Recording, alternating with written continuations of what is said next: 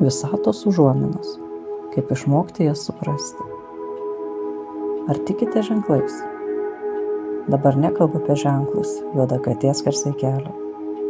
Aš kalbu apie ženklus, kuriuos visata mums duoda, sufleruoti arba įspėti. Jų yra visur, bet dažnai mes jų tiesiog nepastebime. Dėl to mes darome klaidas. Dirbame netinkamose vietose, susidurime su netinkamais žmonėmis, tuokiamės su netinkamais žmonėmis. Kodėl tai vyksta? Nes mes pamiršome, kaip jausti. Visata yra didelė sistema, o žmogus yra maža, bet neatsiejama jos dalis.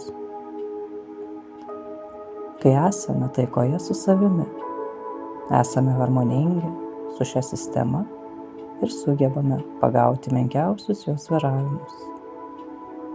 Bet jei ši pusiausvyra sutrinka, negirdime ir nematome užuominų iš išorės.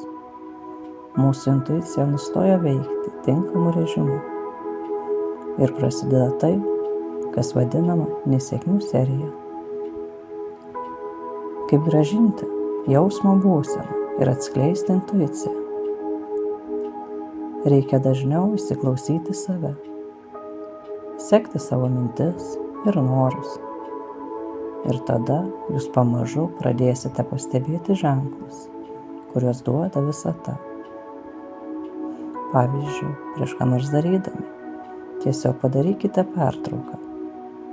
Kelias minutes pasėdėkite ramiai, pasistengkite sustabdyti minčių srautą galvoje. Pajauskite, ką šiuo metu sako jūsų kūnas ir protas. Išmokti jausti ir skaityti informaciją iš išorės galima tik tada, kai esi ramus ir atsipalaidavęs. O to šiuolaikiniams žmonėms tikrai trūksta. Esame pernelyg panirę technologijų pažangoje ir su tuo susietose šurmulio ir agresijos srityse. Kaip išvengti nuolatinio streso? Pasivaikščiojimas gamtoje, meditacija, geros knygos ir rami klasikinė muzika. Grožio apmąstymas bet kokia forma padės. Galite ir turite lavinti savo intuiciją.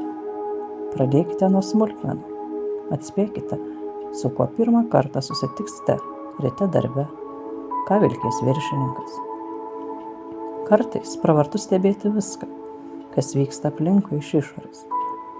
Negalvok, nevertink, tiesiog stebėk.